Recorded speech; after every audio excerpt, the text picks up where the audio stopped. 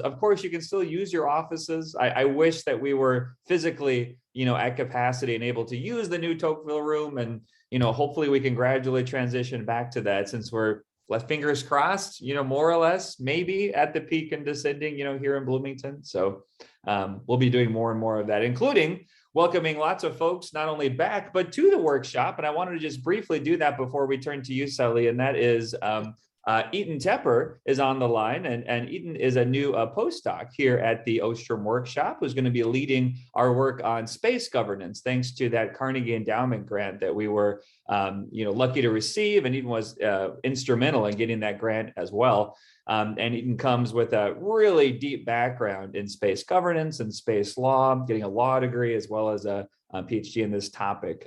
So we're lucky to have you at the workshop, Eaton. And when you do come through, be sure to come by and say hello. Okay. Great to have you here.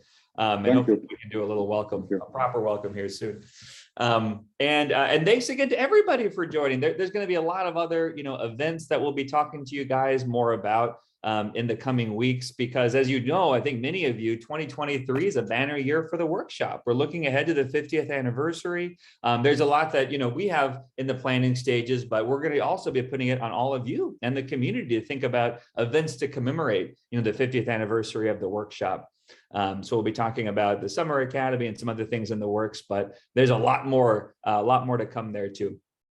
Okay, we'll be kicking off the research series, as you guys know, today with Salih, which is going to be fantastic. And his presentation, as you saw, is Co-Partisanship with Mayors, Institutional Performance and Citizen Trust in Local Governance Institutions, Evidence from Tunisia, which is going to be brilliant. I remember you were there over the course of a good part of the fall. Is that fair to say, Salih? Like it was fantastic. Fantastic. So I can't wait to hear more about this. And of course, we'll be featuring Homa next week. We have a lot of our wonderful fellows and awardees and some visiting scholars lined up here in the spring. So it's going to be just a wonderful series, and just such a great way to kick it off. I believe I'm moderating today. So feel free, per usual, to, after Salih concludes his remarks here, we'll be keeping the standard queue and just, use the chat function, the raise hand function, and we'll take it from there. So without further ado, over to you, Salih. Okay, thank you very much for the introduction. Can you hear me well? It's loud and clear on my end. It sounds really good. Or do I need to speak louder? Is it good? I think it's good. I think it's good. I think I speak too loud, so I think you're spot on. You're just fine. So okay. Can you see my screen? Perfect. Yeah, we sure can. So good afternoon. The title of my presentation today is Co-Partisanship with Mayors, Institutional Performance and Citizen Trust in Local Governance Institutions, Evidence from Tunisia. This research constitutes a chapter of my dissertation where I examine the critical opportunities and pitfalls for participatory local governance in Tunisia. And a brief outline, I first propose my research question and provide an introduction, and then describe Tunisian case and factors influencing citizen trust in local governance institutions, discuss my methods, provide an analysis, and then a conclusion. So the research question motivating my study is, in emerging democracies or in new democracies, how does co-partisanship with mayors influences citizen trust in local governance institutions? And I utilize both qualitative and quantitative evidence to answer this question. Qualitatively, I conduct interviews with various local stakeholders in Tunisia.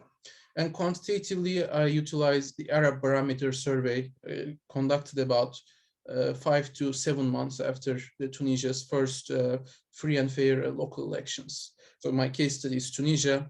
And this research question constitutes a part of a broader research question where I examine the role of political party networks in shaping participatory local governance in new democracies. So what does the literature tell us about local governance settings in new democracies? First of all, we have authoritarian legacy. As often in new democracies, democracies that are transitioning out of authoritarianism, whether it's monarchy or dictatorship, the institutions are set up for a hierarchical, top-down distributive structure meant to exert control over the population and reward regime loyalists. So as a result, even though novel decentralization laws might aspire for a bottom-up types of governance, participatory types of governance or productive types of governance, it's often challenging because there is institutional memory, or that there is an institutional heritage that's designed and that's been built upon the top-down modes of governance. And in that case, bottom-up relations, citizen engagement, can be challenging, can create high transaction costs, in other words. So activating mechanisms from bottom to top can be challenging. In that instance, party network relations can close the institutional gap, and can bring a cohesiveness within for the relationships. However, this does not necessarily mean that party network relations can create inclusive forms of governance, because of the exclusive nature of these relations as well. Party network relations can include some stakeholders, whereas can end up excluding others, even creating perpetual losers at the local level, unable to access the local institutions and benefit from goods and services produced at the local level. So, excuse me, when I focus on partisanship, my main interest is on ideology and the role of ideology as a bonding mechanism. So ideologies, in more advanced post-industrialized democracies, ideologies usually revolve around business rights versus labor rights or similar categories. However, in other country settings, especially, they can also originate from individual's identity, specific group dynamics, in-group versus out-group, who counts with us, who are our enemies, who are our rivals. Experiences under authoritarianism could be a part of an ideologies defining who individuals are. And ideologies can be useful for competition and distributive politics. So ideological, in an environment of scarce resources, ideological connections can be useful to identify whom to allocate resources for. So at the local level, this would involve establishing connections between party organizations, appointments to bureaucracy, and providing targeted benefits, particularly through the offices that are held by political parties. So very briefly, Tunisian case, 2018, for those who are not familiar, 2011 Arab uprisings led to a revolution in Tunisia. And, it's often described one of the so-called success stories of the Arab uprising, as it wrote a democratic constitution in 2014, a novel local code or decentralization law in 2018. And currently, so it's in a sense, at least at the time that this study was conducted, it was still an emerging democracy with a novel decentralization law. Currently, there are 350 municipalities and 24 governorates in Tunisia.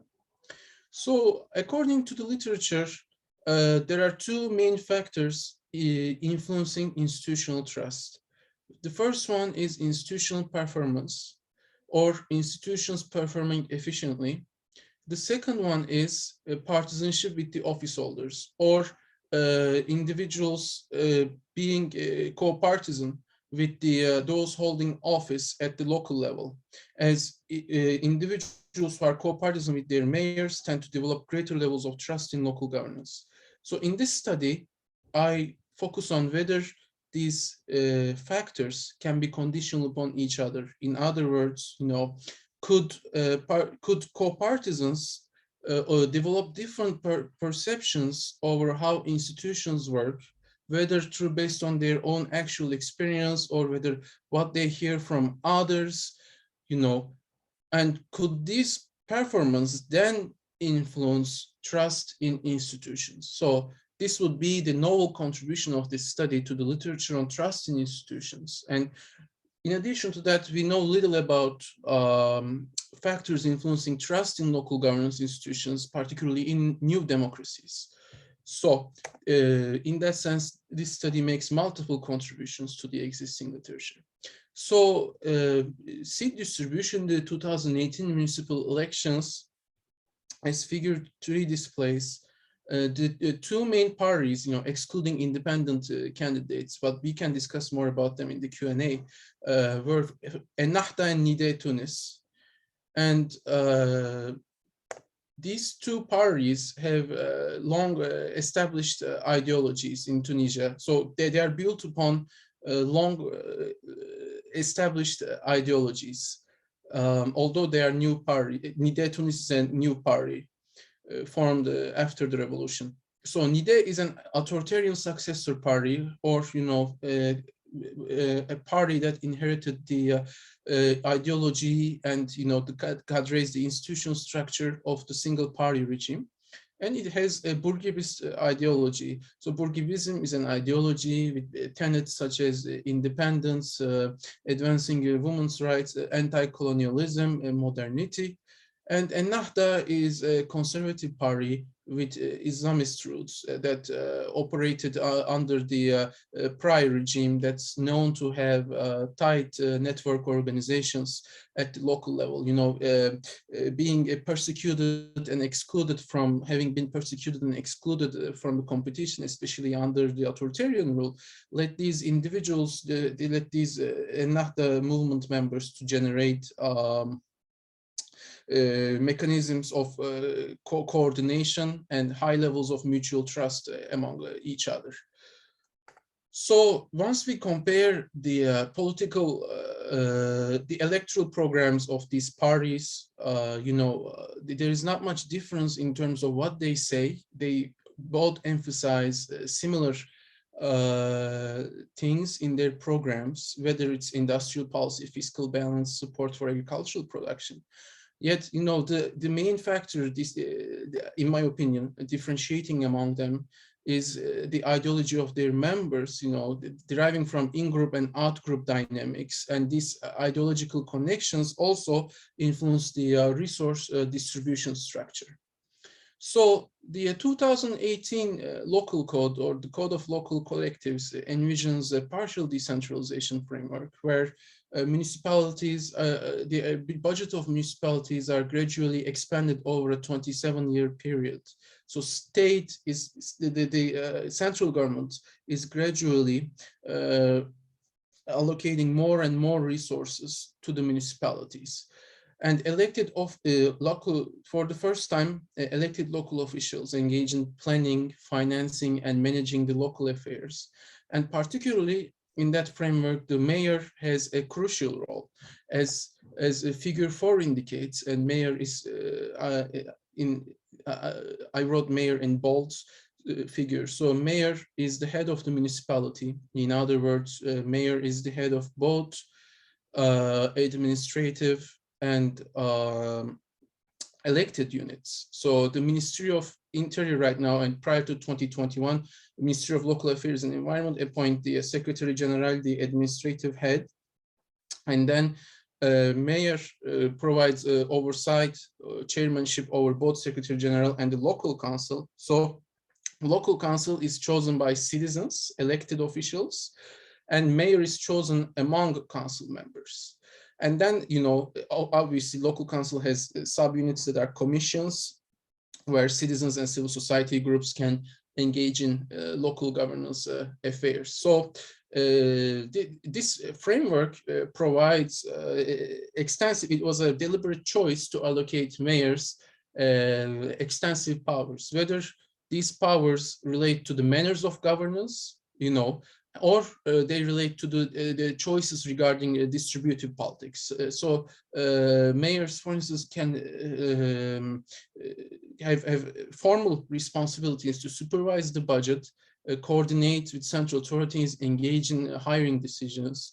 So managing municipal property, real estate use, roads, permits, engaging in public contracts, and overseeing the environmental police and violation reports. So as you can see, the power, some of the the powers of mayors could matter for first who can access to the decision-making process. Second, who can benefit from the outcomes of this process.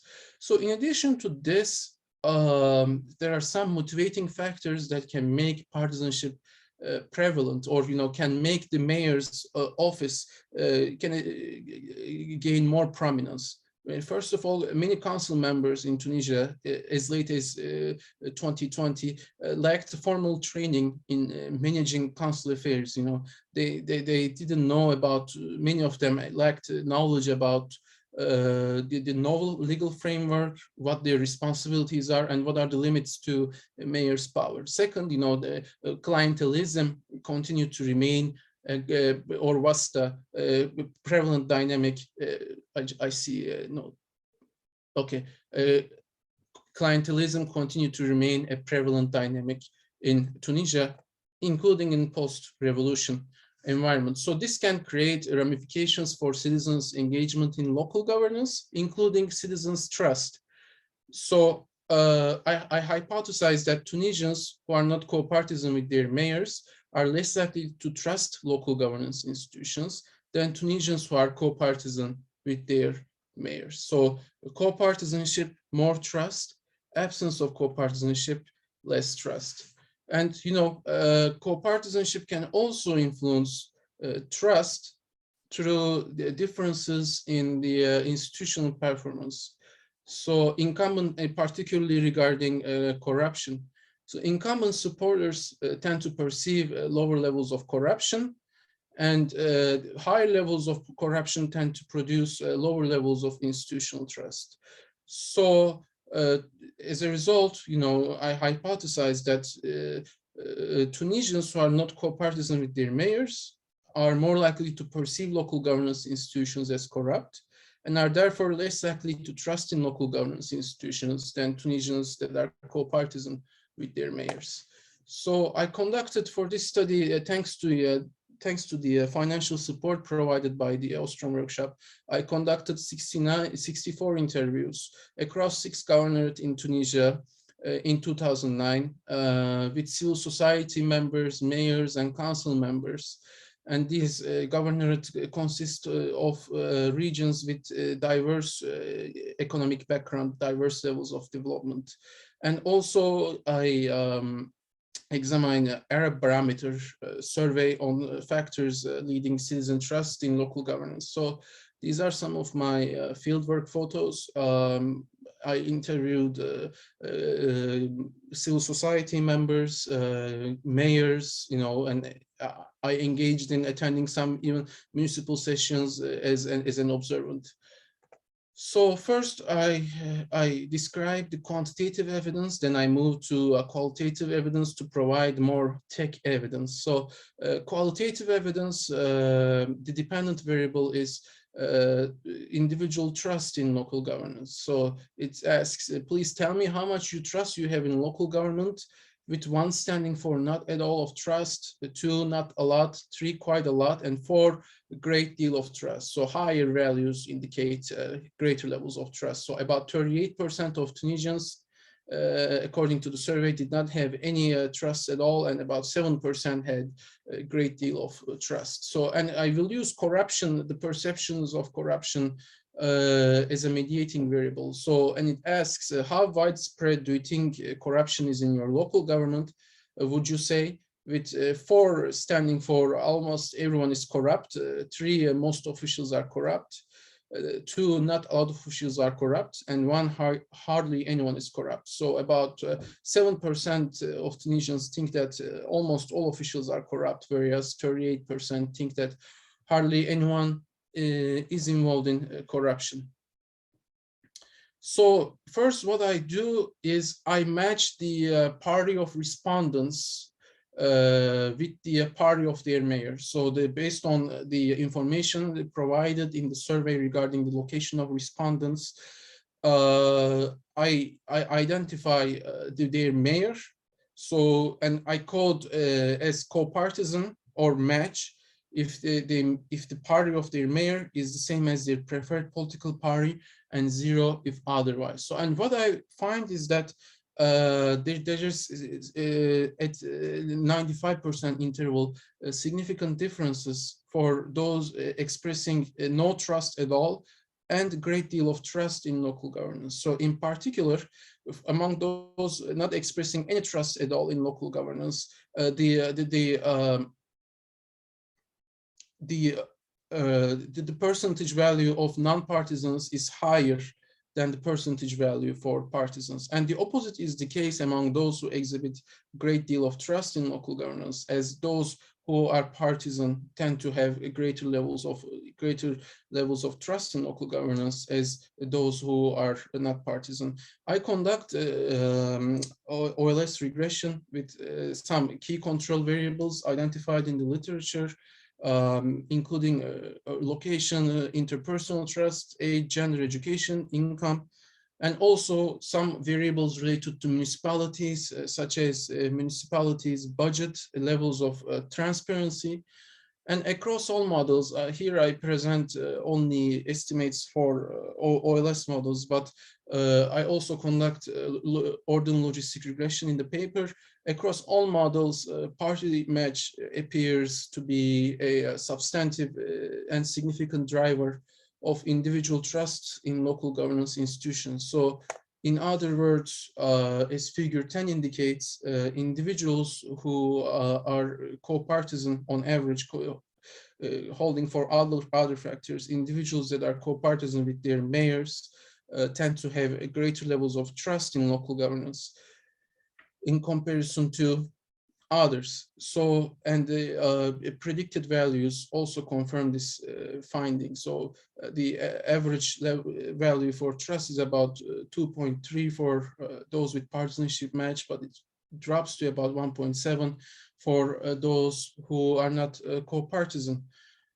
So then I estimate a mediation model on co-partisanship, corruption perception, and trust. So in this model, excuse me, the indirect effect runs from co-partisanship to corruption perception to trust, and direct effect runs from co-partisanship to trust. And the percentage of total effect mediated is indirect effect divided by total effect, where total effect is the sum of all three factors combined. So I use mediate package in R.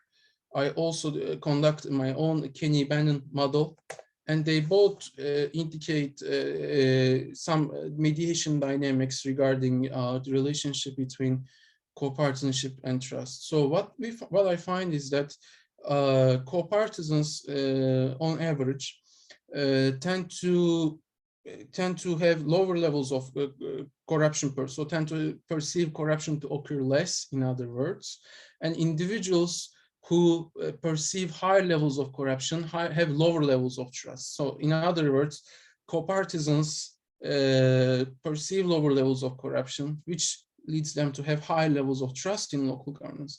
And in addition to this dynamic, co-partisanship also exerts some direct influence on the trust in local governance, independent of the perceptions of corruption. So about 19% of the total effect of co-partisanship on trust is mediated through perceptions of corruption. So what could explain this dynamic? I return to my interview evidence with the stakeholders.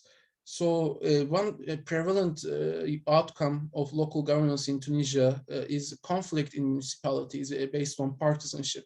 And this conflict mainly derives from ideological differences and even service provision priorities.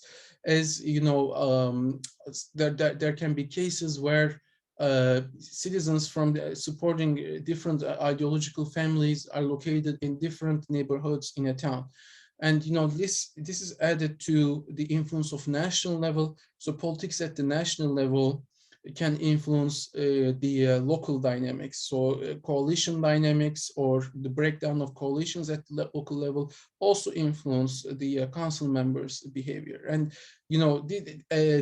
also council members describe as a mentality of selfishness. And this refers to council members prioritizing the interests of their parties above the interests of the municipality. Even one council member described me how things were better prior to the revolution, when everyone would strive for the interests of their municipality, but right now everyone strives for the interests of their party. And in some areas, especially some rural areas, party ties can be linked to tribal relations. So one tribe, controlling local party network, the other tribe, another party network. So, and this can also influence the dynamics regarding, the arrangements between municipalities, the cooperative relations. And so these factors can create multiple manners of exclusion. So mayors may not, citizens present or civil society groups present their opinions in introductory sessions, but mayors may not follow through them through other sessions that are determinant for the municipal projects. And in some municipalities, the affairs might be conducted in more closed format, where the associates of mayor might have access to the sessions, but others may experience more challenges. And mayors could force yes or no votes on projects early on, depriving them of their nuances and depriving them of their debate and transparency. And they could use specific clauses in the code, to extend their formal powers to enrich their already existing powers to further exclude other stakeholders. Furthermore, they could extend rewards for specific council members to have policies, to have projects favorable for themselves or their party interests to be implemented. Finally, commissions, which constitute sub-units of councils, might be distributed among the co-partisans of mayors rather than in a participatory manner, which can also create manners of exclusion. And these manners of exclusion create ramifications for distributive projects, whether about the public space allocation. Also, as mayors have extensive powers regarding distributing permits, mayors could use their powers to expedite permits for co-partisans, grant building authorizations, and provide agricultural equipment to those favorable to them, and finding jobs for constituents and providing support to civil society groups that are closer to a mayor's party are also outcomes. And it's even possible that mayor might use his or her personal power to change the location of roads to provide provide it at a more favorable location for individuals supporting his or her own party. So, there's a road project and the mayor basically implements the project different than what was agreed in the council. And citizens can learn through social media, especially Facebook, as many Tunisians are active users in social media. And these mechanisms can generate perceptions of corruption and, decrease citizen trust in local governance. So, what do these findings imply? So they indicate that in emerging democracies, parties and ideological connections matter. And although the policy platforms of parties could be similar, these ideologies can create connections, especially at the local level, and they can influence how institutions work. And this challenges the conventional wisdom on new democracies, particularly the literature on the third wave of democracies, that argued in new democracies, parties had no history, lacked ideology, and were catch-all organizations with a weak social base. And in this presentation, I particularly focused on the influence of co-partisanship with mayors and citizen trust in local governance. So what to do, since the Austrian workshop is famous for bringing sound policy recommendations, I will try to bring a couple. So of course, strengthening the civil society groups and independent organizations is the way to go, especially in municipalities with hyper-partisanship. I think they can create an essential block to check certain distributive activities that might be perceived as corrupt or clientele. And this was confirmed by various interviews. But also, we should be mindful about the role of partisanship, both positive and negative. Party relations have the capacity to include some citizens in the process, can activate some dynamics, yet also can have other side of the coin. And related to that, we should be aware of the role of clientelism and its role in democratization. So the literature is, there are debates in literature about whether clientelism is very damaging to democracy, or have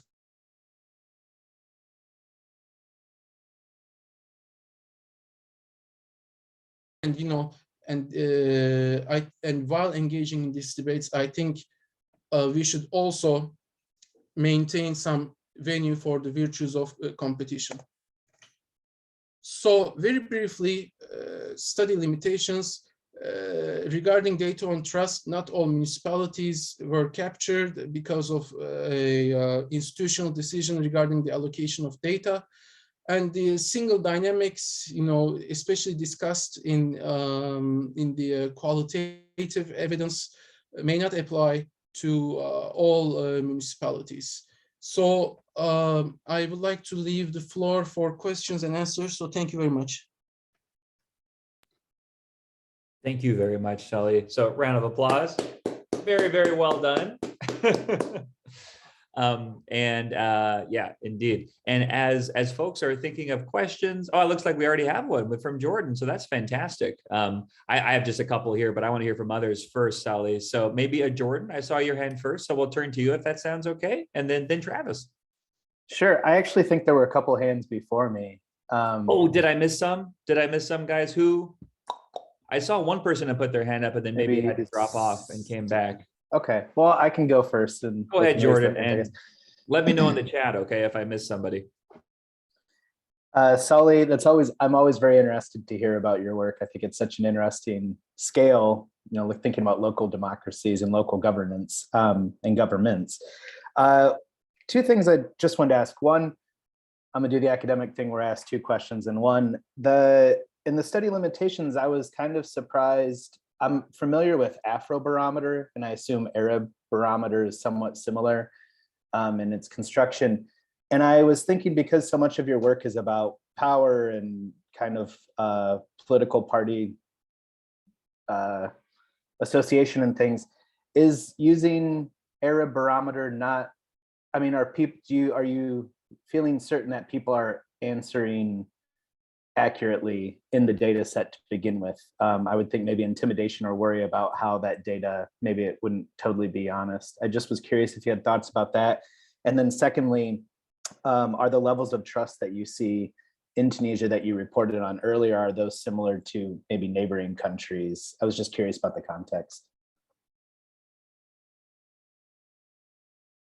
Thank you very much, Jordan, for your question. So regarding your first question, I think I'm not really worried about the people hiding their preferences in Tunisia. By that time, this survey was conducted, the political liberties in Tunisia were quite extensive in 2018. So I don't think the fear of citizens is a factor to consider. But by limitation, what I meant is that basically Arab Barometer allocated resource, the location of respondents in delegations, which is a different subunit than municipality. So I had to match them but couldn't find about 20% of the respondents because some delegations have multiple municipalities. And when I asked them for additional data, they declined because they said it could compensate individual privacy, especially in small regions. So that's about limitation. And your second question about other locations, I'm not sure about, I need to check about other countries regarding local governance. But Tunisians have a lot lower levels of trust in parliament than local governance. So that's for sure. About 90% don't trust parliament, according to Arab Barometer. Actually, I think this is a success of local governance, that it created some variation in terms of how people approach the municipal institutions. So I hope my answers are satisfactory. Yeah, no, that's great. Thank you for that. Yeah. Yeah, thanks a lot, Jordan. And Salih, hopefully we can kind of return to that point about comparisons, potentially even to sub-Saharan Africa, given all the instability we're seeing, because I think there's a lot of interesting findings here. But Travis first, and then maybe we'll turn to Jess right after that. Thanks, Scott. My guess is the answer to this is no, but is it possible, Salih, to give us any indication, or to figure out any indication of how the populist parties feel about trust? And I'm curious about Ennahda, FDP, and Qalb Tunis. But I'm guessing, based on what the barometer told you, you don't have that level of specificity in the data. Is that right? So Qalb Tunis was not formed when this study was conducted. Neither PDL was formed when this study was conducted. So what I mean is that, what happened is that I get news from the field that some mayors, some council members from NIDA, so NIDA Tunis, basically what happened is NIDA Tunis fell apart in around 2019, but these mayors either they switched to PDL or some other parties that inherited Nida Tunis legacy. So I think at the local level, there is still these new post-Bourguibist parties are still a part of this similar mechanism. But I should also note that not in all municipalities we observe this dynamic. In some municipalities, we observe cooperation between NIDE and post-NIDE and Ennahda. But these are some of the overall trends. So how populist parties feel about this trust issue? I think the PDL has exploited it to further damage the reputation of the parliament by associating it with the Islamists. And what happened is that, as a result, it kind of enabled Kais Saied, the current president of Tunisia, to engage in his own kind of constitutional coup, as the term would have it.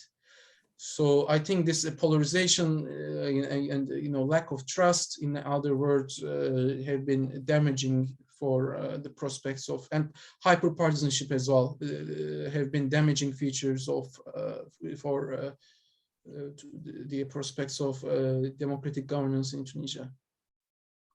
Teşekkür ederim. Rica ederim. Thanks so much, Travis, and Salih, fantastic. And then we'll turn to Jess next, and then Jamie after that. Okay, great. Well, super important topic. My question relates to, actually very similarly to Brian's question in the chat, but it's a broader question about how quickly we expect these variables to move. So from what I can tell, you did a cross-sectional look at this, right? With all sorts of data constraints from what I mean, right? Just given the nature of the data, that's just the way it is, right? I'm not, but my question is really that I'm curious, A, how much party turnover there is, and B, how quickly we would expect trust to move, right? Because it's not clear to me, right? Like the extent to which people really assign, how enduring is partisanship in a particular municipality, right? And how easy is it for people's trust to be affected?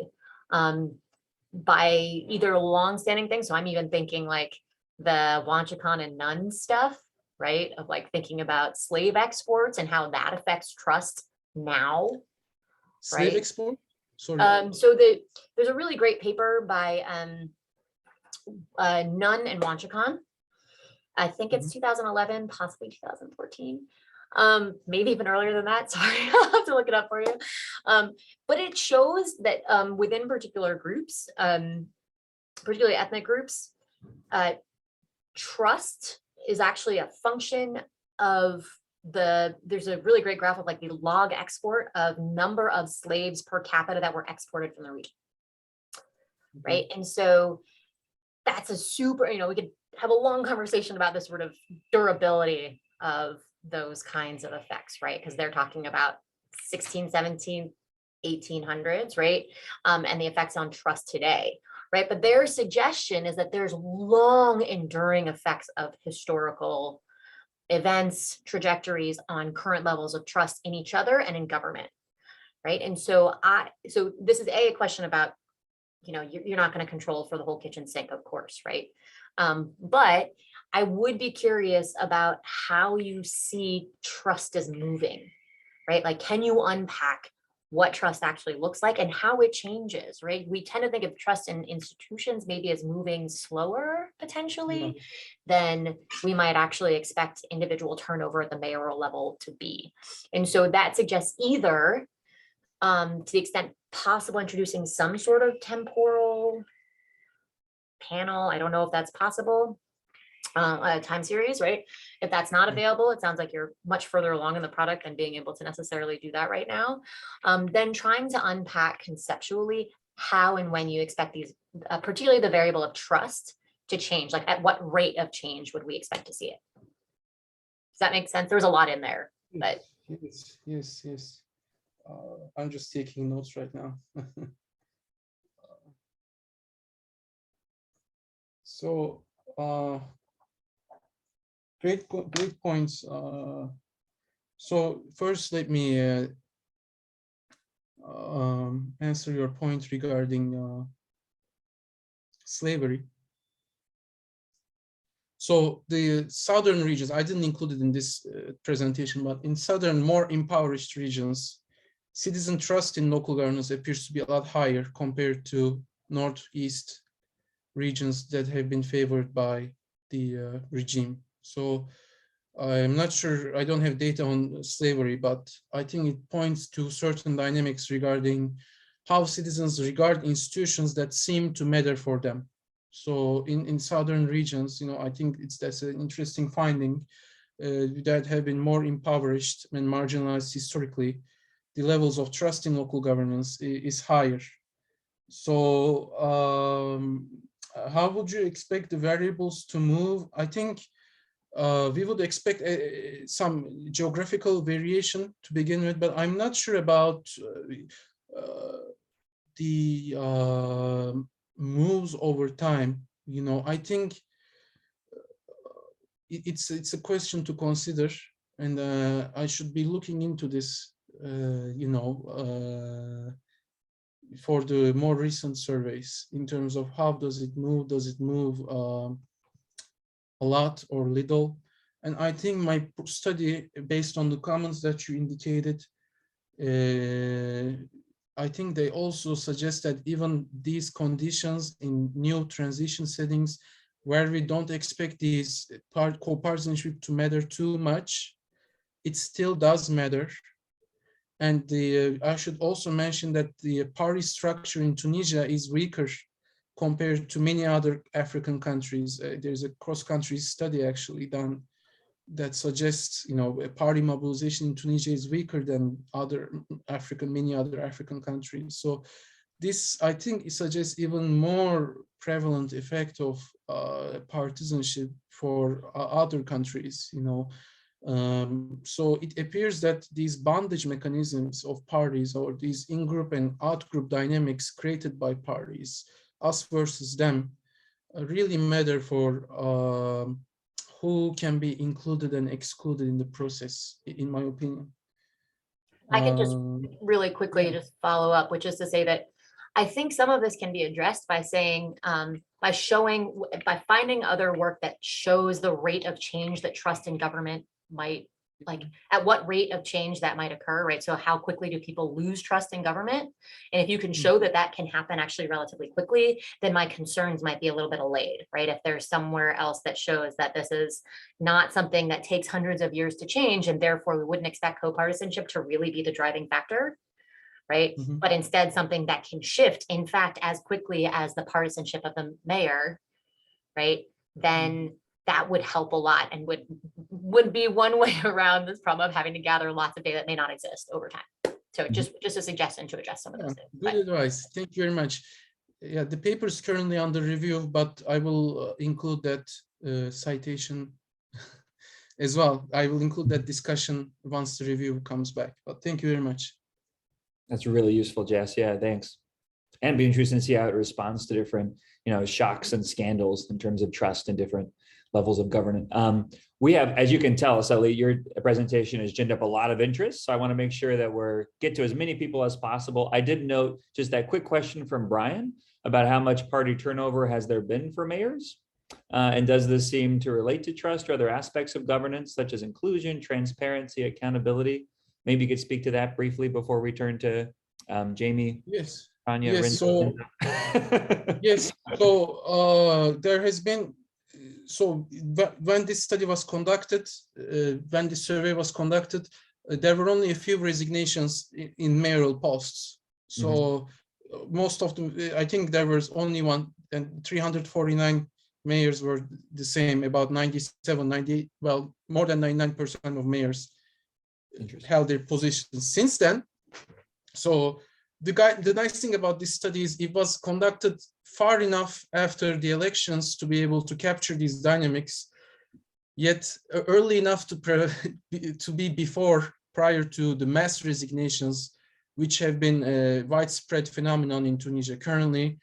About, I think according to my personal count, about 16% of mayors have resigned. And this is about 84%. And so 84% of mayors remain. And I'm working on a new paper about resignations. So if I'm still around next year, I will present about that finding. And so the trust, yes, in my model, I find that it relates to transparency. I mean, municipal transparency is significantly related to trust. However, the influence does not appear to be very substantive. So the effect appears to be rather small. And co-partisanship appears, the effect of co-partisanship appears to be a lot larger in that sense. So I hope. So Brian, and the change in which party holds the office of mayor. So if a mayor resigns, internally, new elections are held within the council, and the candidate that gets majority wins the seat. So sometimes it's the same as mayor's party, sometimes it's different than mayor's party, but I checked that prior to fitting the data. So thank you for your question. Yeah, many thanks. And I should have asked at the beginning, Salih, but can you stay on for a few minutes after 1 o'clock Eastern? Okay. Yes. So we'll get to as many folks as possible, of course, until then. Jamie, I believe you were next, and then I think the order has changed. I feel like Tanya was after that, but Renzo, correct me if I'm wrong. But Jamie, let's turn to you next. Okay, thanks. And thank you, Salih, I always love hearing about your work and what you're doing, because I think you're really digging deep into some interesting questions. And one of those questions that you've generated for me is this idea of, it's sort of related to what Jess was talking about the idea of trust moving. But I was even wondering about trust being located elsewhere. Like, okay, so if people aren't trusting their governments, maybe they trust their local government more than they trust parliament, but do they trust some sort of voluntary association or like a religious institution or the religious community more than they trust like a local government? And I wondered if that's, I know that's like outside your research question. So I'm not saying you have to expand your project or anything, but I'm wondering if you ran across any potential answers perhaps to that question. Like, okay, say if government institutions are not highly trusted, are people placing their trust outside of that in some sort of voluntary association? A great question, and I think I would love to dig further into that. So, well, from the scatters of information that I gathered from the field, Tunisians are not particularly trusting of civil society groups, and because there is a heritage from the authoritarian rule of civil society groups being associated with single party regime. So I've heard that from multiple people that, you know, when people hear about civil society, they kind of scale back, you know, they don't want to get involved too much. So perhaps this could be one dynamic, but, you know, there are some very vibrant civil society groups, watchdog groups in Tunisia as well, doing excellent work. So there's definitely more than one side of this story. And I would love to explore this more. Unfortunately, I don't have a direct answer right now, but thank you for the question. Excellent. Thanks so much, Jamie. And yeah, Tanya, if you'd like to go next, then we'll turn to Renzo, and Travis, remind me if you have your hand up from earlier as well, or if that's a follow-up to a, okay. New question. Thanks. Okay, cool. Okay. So yeah, Tanya, please. All right, yeah. So I have just a few things I wanted to ask about. First off, I just want to say, like, this is super interesting. I'm always interested in things that kind of explain any sort of mediation and, like, you know, the role of these forms of social capital like trust and political efficacy, because I mean, this obviously, as we all know, has significant implications for the quality of democracy by, you know, the trust that citizens have in those institutions and in other people. So that's really cool. Kudos for taking that on. I wanted to kind of get at a point that, like, Brian was making though, with, is this really like kind of like a story about trust, or is it about these other things, which I know you already kind of spoke to, but one thing I was thinking about was an article by Anderson and Guillory from, like, probably now like 3 decades ago or so, maybe even, but it basically showed that, like, electoral winners are going to have higher levels, are just going to have higher levels of satisfaction with democracy simply because they're electoral winners. So I guess what I'm wondering is this, like, is this more about a story about sharing partisanship with the mayor and getting some sort of benefit and benefiting from the status quo and being happy with the status quo because you're benefiting from it, and then trust, it becomes more of a byproduct of just satisfaction with how things are going, because you share that connection with, you know, the powers that be above you.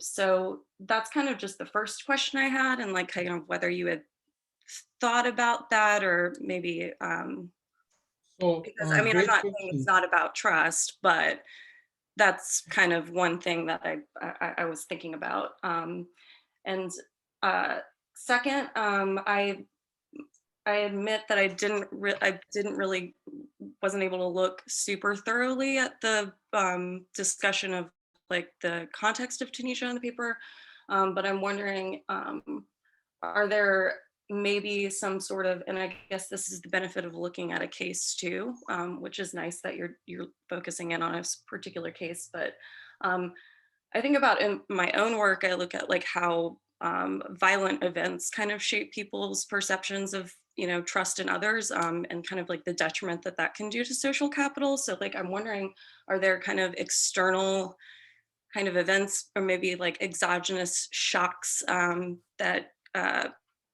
you've thought about, that rather than it's just perceptions influencing perceptions, like, you know, kind of the role of those potential external factors that kind of might be shaping trust as well. And then really quick, I just wanted to point out something in light of what Jordan said at first. I don't know, I know, like, you work a lot with the Arab Barometer, I work a lot with Afro Barometer.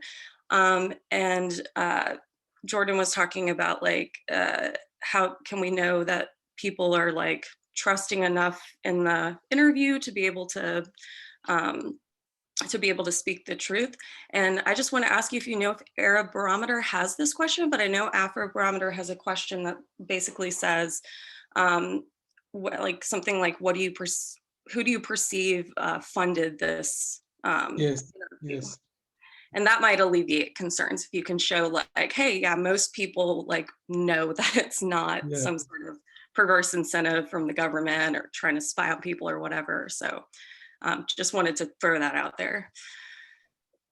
So thank you very much for your comments. So I will start with the last comment. So I think even though there is some bias due to people's perceptions of who these surveys aid for, I don't think it's either. It's not dependent. It's not related to the independent variable, or it's not related to the dependent variable. So if there is a bias, I think it's dispersed systematically. So it probably won't influence people's expression on their trust in local governance, or their party choice. But yes, checking that is a good idea. And regarding your first point, electoral winners and satisfaction, yes, I think this is part of the study. I definitely don't rule out in my paper as well. People can be just satisfied because their party won. They don't care about what's happening on the ground. Yet there is also, the aim of my study is to show there's also an other side of this dynamic where, when people try to participate, these mechanisms can be overwhelming, or, they can be left out in the distribution process as well. So, and in my mediation model, the indirect effect is actually not very big. Most of the effect of trust most of the effect of co-partisanship is direct on trust. So you're right regarding that, and I'm eagerly waiting what will the reviewers will think about that. So yes, there is a shock external event regarding the constitutional coup that happened in 2021. It has had some effects on local governance, but perhaps we can see that more in future studies. So thank you very much for your comments. Thanks indeed, Salih. And we'll try to do a bit of a lightning round, knowing that as folks need to drop off for other commitments, we totally understand. By all means, and email me too. Yeah. Absolutely. But yeah, we'll try to wrap up. So Renzo, we'll turn to you next. And then I believe Inza and Nora. Hey, Salih, great work. Congratulations. Always very interested to hear about what you're doing.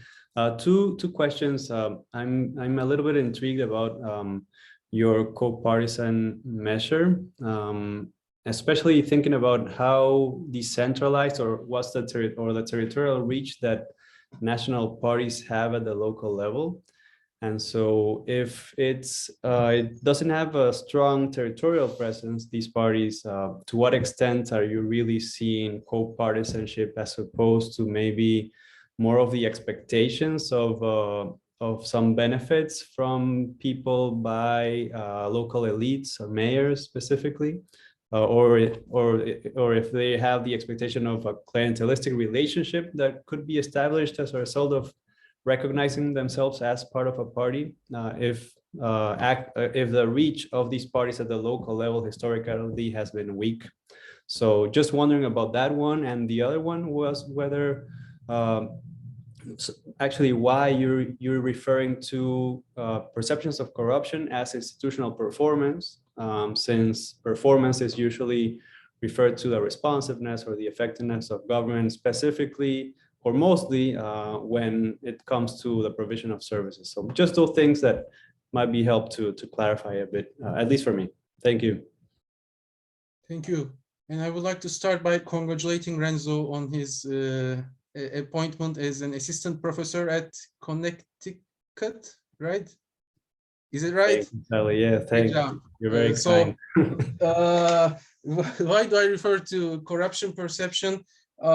It's the only, so literature identifies lowering corruption, I can't recall exact citation, but as an outcome of institutions performing effectively. And corruption in local governance was the only survey instrument that I had in terms of that could capture citizens' engagement with the local governance. So it's rooted in the literature, but part of the choice was out of necessity, basically. But you're right that corruption, institutional performance tends to have other dynamics. You know, corruption may not be the first thing that comes to our mind when we think of institutional performance. Regarding your other question, parties, do they have parties have reach over? So these parties inherited the previous structures from the authoritarian regime, structures from the authoritarian rule. So that's one advantage that they had, was there were already these networks that they built themselves upon. But you are very right that you are very true that, sorry, your point makes sense that, you know, some of those could derive from expectations, especially when partisanship is overlapped with tribal relationships, which appears to be the case in certain areas. So, you know, this is something for me to think more about as well, as the reviewers' comments come back, and hopefully I will reformulate in my paper. So thank you very much, Renzo. Thank you. Great work. Yeah, thanks very much, Renzo, indeed. And just as folks are dropping off, let's give another round of applause to Salih for this fantastic presentation. But we will continue with Inza and Nora. But thanks again, and understand as folks need to drop. So Inza, please. Thank you. I will try to be very brief, as well as I have upcoming meetings with the Germans, and it's getting late for them over there. So I mean, first, I would strongly support with using corruption as a mistrust measure, so to say. I did work myself on exactly that, and I know that there's quite some literature also out supporting that on a local scale, corruption is a good proxy, actually, perception of corruption, how people trust or mistrust in a governance regime. And then I thought of, I mean, you might have compared your work with all the case studies which have been done in post-socialist countries in the early 2000s, because there's exactly where there were similar institutional environment. They wanted to go towards democracy, and they were caught up in their corrupt systems. So there's quite some work out on, if you Google trust, mistrust in post-socialist countries, also between these formal and interpersonal trust, which we discussed earlier on. I mean, do people trust more in the local network because they cannot trust into the formal system, or is it ruin both? I mean, and then there's this big issue we think all struggle with, if trust is an input into your system, so like a requirement that you need to get collective action and democracy going, or if it is an output variable that you can measure as a result, distrust because the governance regime is not functioning well. So I often had the problem, if you measure it in a way you are trying to do it, putting it into a model, that it was sometimes not clear if the trust variables are actually an input or an output into your equations. I cannot answer it because it's dynamic, so it's actually both. It's just sometimes if you struggle that it doesn't fit, so we need to change the perspective and say maybe here it was people maybe rather considered it as an output and not a required input. So depending on where you start your investigation, that may flip around. So very points well taken. I think trust has both endogenous and exogenous dynamics, trust in institutions. But nice thing about this study that I did is it was conducted right after, 5 months after the first elections. So this kind of enables me to assume these partisan relationships related to trust are exogenous, come exogenously, but point well taken that some of these dynamics can have endogeneity as well. And also, thank you for recommendations on trust in post-communist countries. So thank you very much. Thank you, Enza. I understand you have to drop off. Don't keep the Germans waiting. Nora, please. Yeah, thanks. I don't know if you had the chance to read my question in the chat. So it's basically, yeah.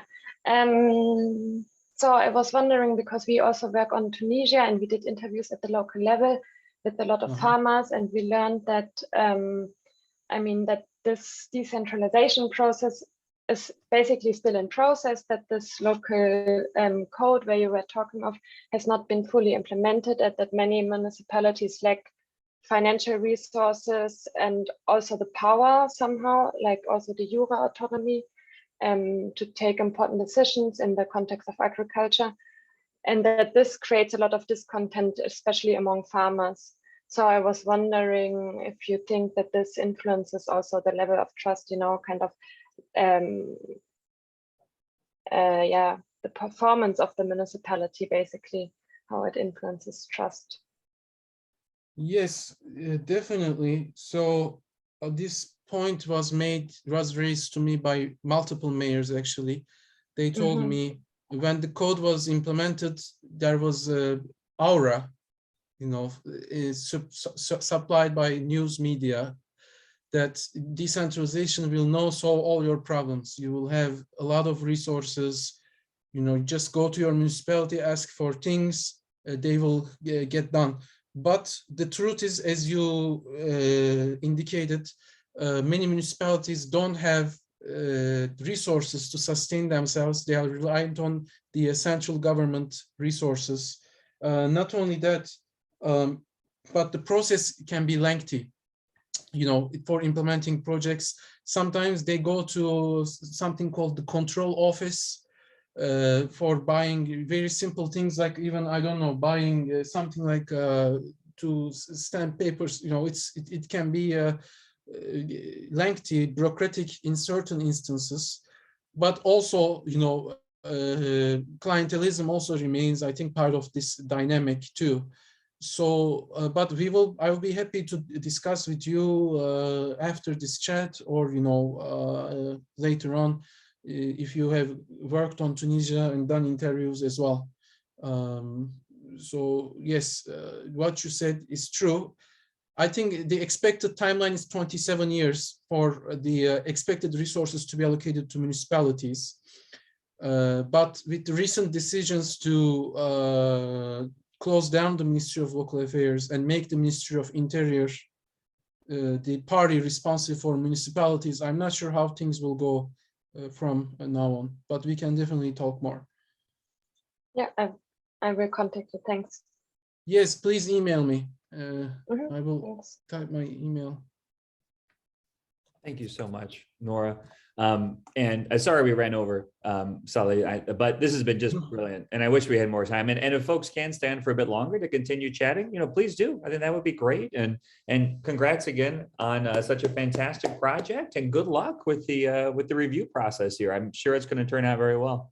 Thank you very much, and I'm thankful for the Ostrom workshop.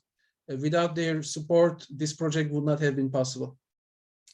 Well, we are very happy to provide that support, Salih. So thank you again. Thank you again, all. Like I said, if you have a few minutes, feel free to keep just chatting. It can be very informal. I do have to drop off for another meeting though, and it's been such a pleasure, and look forward to seeing hopefully many of you at the colloque next Monday, and of course next Wednesday. So thanks a lot, everybody. Hey, Salih. Salih, go ahead. I was just, yeah, gonna probably say the same thing as you, Renzo. I was like, I just have one more thing I wanted to ask. But you go first, Renzo. No, please.